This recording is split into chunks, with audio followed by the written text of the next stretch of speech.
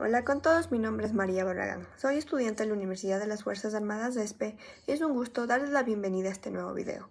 En esta ocasión hablaremos sobre un resumen de la materia de Técnica Aduanera 2.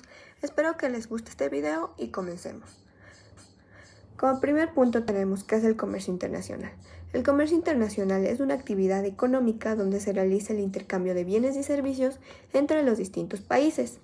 Los actores que participan dentro de este circuito lícito son los exportadores, los importadores, el transporte, la logística, la aduana, aseguradoras, consolidadoras, proveedores, productores y organismos internacionales.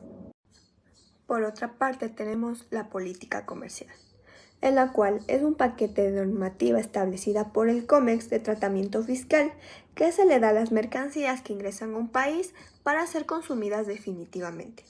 Los instrumentos que se utilizan dentro de esta política se dividen en dos, en instrumentos arancelarios, en la que constituye primero el arancel, que es un impuesto aplicado sobre el valor de un bien o alguna de sus características. Se divide en tres partes. Primero el ad valorem, basados en un porcentaje del valor del producto. Específicos, un monto fijo por unidad importada, y los mixtos, que son combinación de las dos anteriores.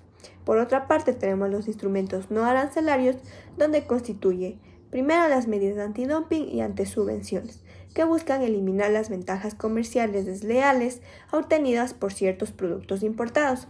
El dumping se produce cuando un producto se vende en el mercado exterior a un precio inferior al de su mercado interior.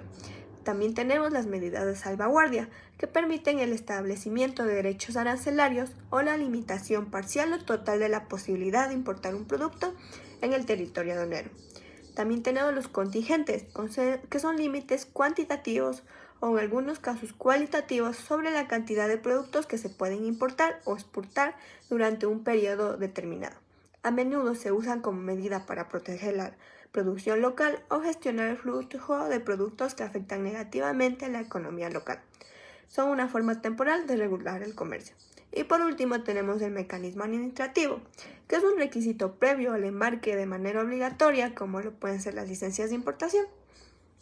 Por otra parte, tenemos dos organizaciones muy importantes que influyen en el comercio internacional, la OMC y la OMA. La Organización Mundial del Comercio (OMC) coopera con la Organización Mundial de Aduanas para clasificar las mercancías bajo el sistema armonizado. La Organización Mundial del Comercio es una organización internacional que se encarga de regular el comercio mundial y establecer las reglas y acuerdos comerciales entre sus países miembros.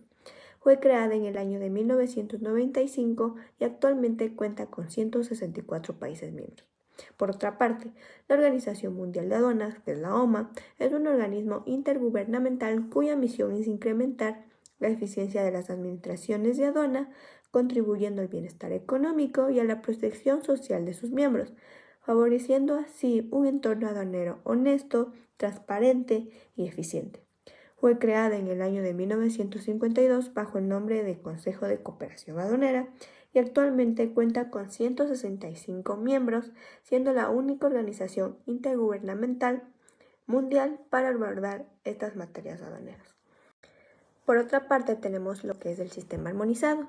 Se entiende que por sistema armonizado de asignación y codificación de mercancías, llamado en adelante sistema armonizado, es la nomenclatura que comprende las partidas, subpartidas, los códigos numéricos correspondientes, así como las notas de las secciones, de los capítulos y de las subpartidas.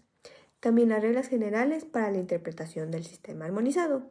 Sus objetivos se rigen en tener una clasificación sistemática, internacional e uniforme con un lenguaje aduanero común para obtener estadísticas del comercio. Las mercancías se ordenan según su grado de elaboración, materias primas, productos semi-elaborados y productos terminados. Está compuesta por 21 secciones, 97 capítulos con 3 capítulos vacíos para que las partes contratantes apliquen su política comercial, 1.221 partidas y 5.052 subpartidas.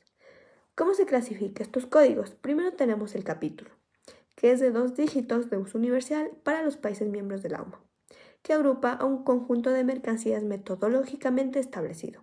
Por otra parte, también tenemos la partida arancelaria, que es un código de 4 dígitos, donde los 2 primeros indican el capítulo, mientras que los 2 últimos revelan la posición de la partida en el mismo. También tenemos la subpartida arancelaria, con un código de 6 dígitos de uso universal, en la cual el quinto y sexto dígito identifican las subpartidas de 1 y de 2 guiones respectivamente. La ausencia de estas subpartidas indican con un 0. La subpartida arancelaria regional es un código de 8 dígitos de uso en andina. Y por último tenemos la subpartida nacional, que es un código de 10 dígitos que se utiliza para los países miembros de la OMA.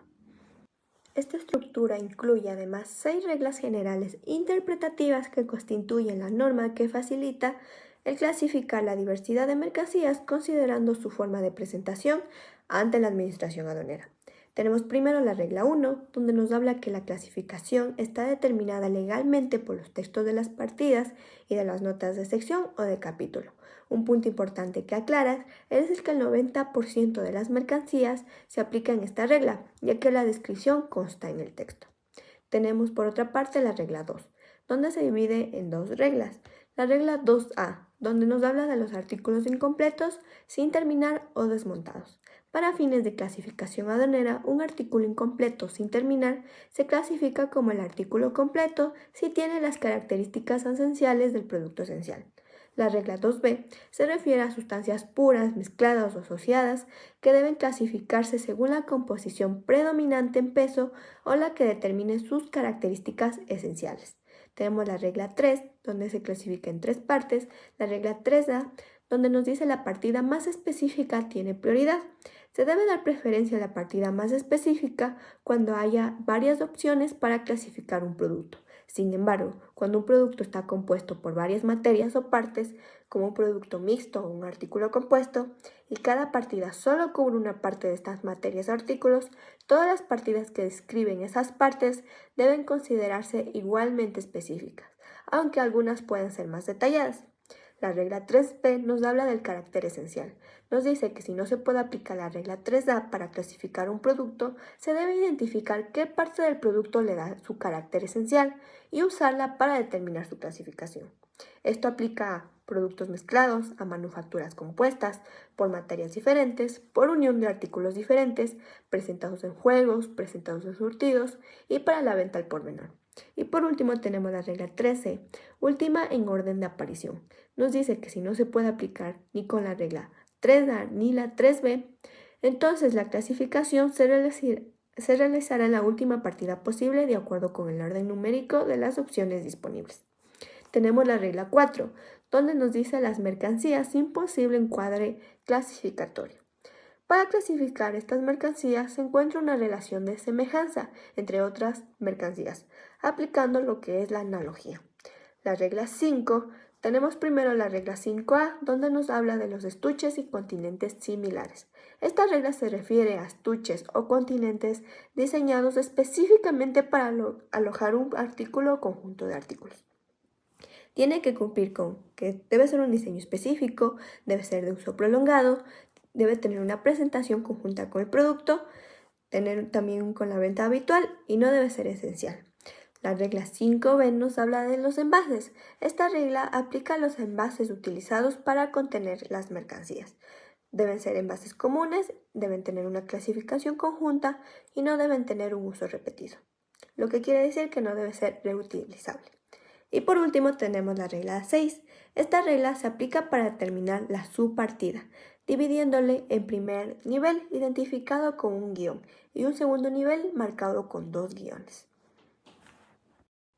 Siguiendo con este video tenemos las notas explicativas, en la cual estas notas precisan el contenido y alcance de las secciones, de los capítulos, subcapítulos, partidas y subpartidas de la nomenclatura arancelaria y consiste en un compendio enciclopédico en el que se analizan los aspectos científicos y comerciales de todas las mercancías del comercio exterior. Tenemos lo que son las notas legales.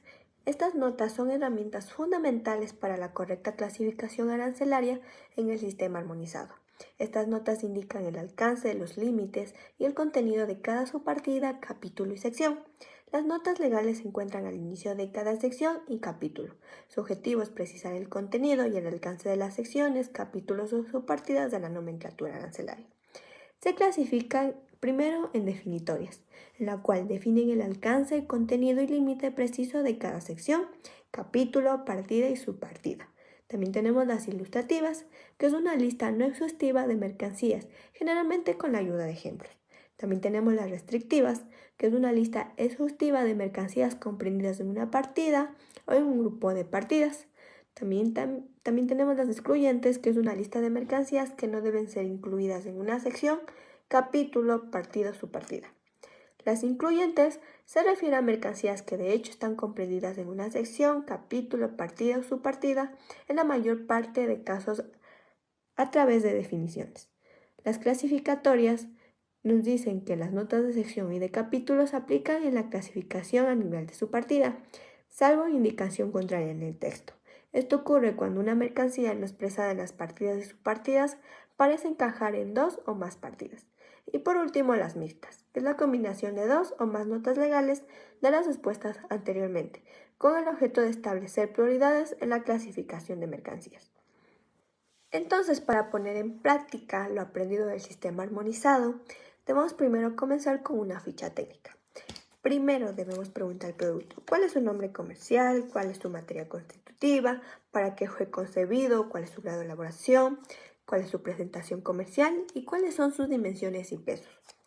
Con toda esta información hallada se debe realizar una descripción exhaustiva que sea objetiva, precisa, lógica, ordenada y coherente para determinar la partida arancelaria, ayudándonos de las reglas generales interpretativas, además de consultar en las notas explicativas y de seleccionar los capítulos relevantes con el fin de descartar y hallar la correcta.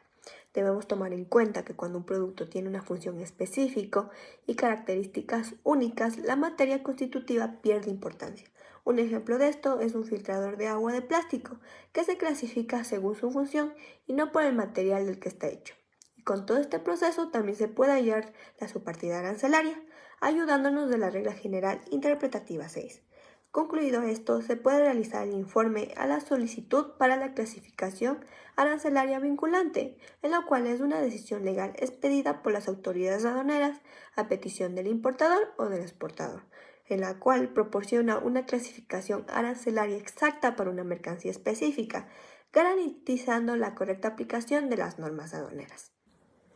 Y como última parte tenemos lo que es la merciología, en la cual es la disciplina que se encarga de estudiar la composición de mercancías, especialmente de los materiales textiles y sus manufacturas.